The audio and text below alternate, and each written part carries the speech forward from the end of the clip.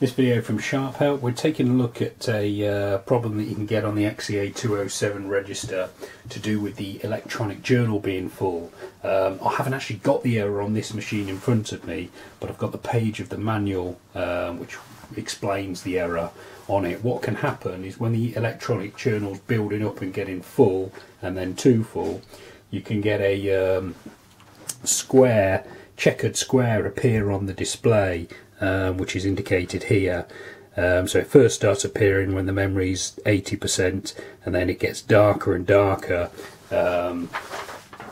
as the memory becomes fuller and fuller, and eventually it's a problem in the sense that in the short term you'll be able to use the machine, but eventually when the journal's too full, the machine will stop working and you'll have to print it out. The problem with that is the electronic journal, I think it's got about somewhere between 6,000 and 8,000 lines on this machine, so that's a long time for it to print out. It wastes a load of paper if you don't actually want the EJ. So there is another solution. You can basically set the machine to reset the EJ every time you run a Z report. There's two advantages to this. A, you'll never have the major problem of the machine locking up, and B, it just clears the memory out constantly. The only downside to this is that you don't ever get to see the electronic journal because you're just resetting it all the time. So if you want the electronic journal, I'd recommend getting into a routine of printing it and resetting it on perhaps a weekly basis. This video is going to show you how to force it to reset with every Z1 report, which will stop it building up and stop the checkered display appearing.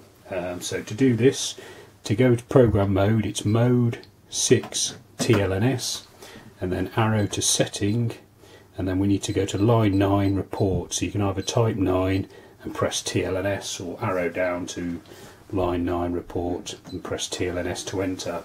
We're looking for Z1 general report, and then the option within there, clear EJ. So we can press TMST, toggle to yes, TLNS to confirm, save, and then escape cancel.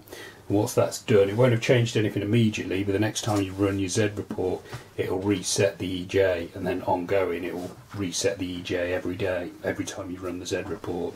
There's other ways around this problem, so I've got a video showing you how to print the EJ out, which you're welcome to watch, will be appearing on screen now, and also how to use the SD card to get hold of the EJ instead of printing it out. So you're welcome to watch those. You can also subscribe to this YouTube channel or visit sharphelp.co.uk for more. Thanks for watching.